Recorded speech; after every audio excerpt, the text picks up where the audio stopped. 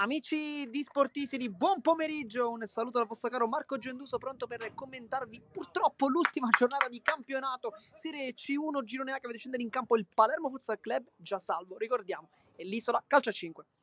Madonia, esce fuori Lowati, che adesso va a prendersi questo pallone contro Di Nofi, Lowati può calciare, mette dentro per la Fiura, e Giambona si parte con Madonia che cerca la porta, il palo, poi i Girgenti non riescono a calciare, poi la ruleta con la Fiura, Giambona, poi Arato sponda ancora una volta per la conclusione di Giambona, e poi Super San Martino, donde la palla no Lucche, Arato, poi Butera, ottimo qui, grande contrasto, poi la Fiora rischia tanto, Arato che fa il gol secondo me tanto evitabile, 0-1 Isola, importanti dal punto di vista personale. Tanto Gennaro vince il duello con Giambona, Gennaro addosso di Nolfi, Gennaro ancora, e il gol col sinistro, e poi dedica speciale praticabile Gennaro che sbaglia la prima ma non la seconda, poi il cuore verso la fidanzata Giorgia, e applausi di tutti.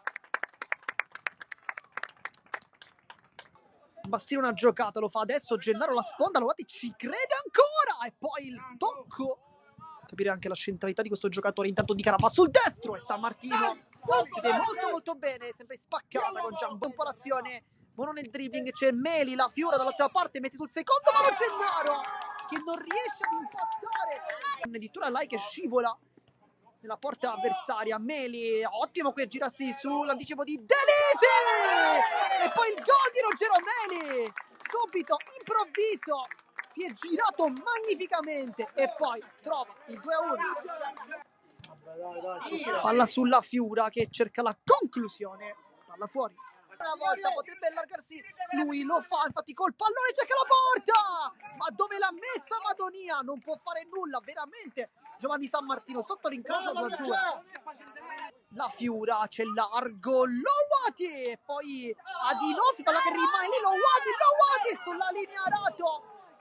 Uno spiraglio, si appoggia su Girgenti, bella idea ancora, Madonia, tocco morbidissimo, e va bene così perché 2-3. Fischio non arriva adesso Mosca,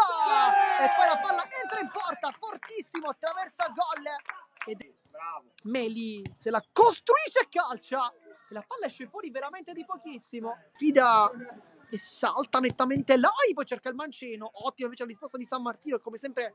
oggi sta facendo una gran partita. Delisi ancora, secondo palo, e poi Giambona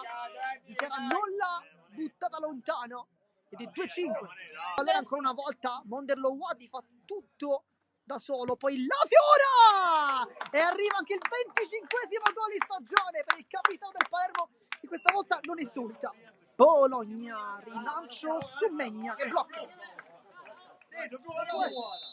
e poi la Fiura, ma va bene così perché finisce la partita, vince l'Isola, l'ultima di campionato contro il Palermo Futsal Club con il risultato di 3-5.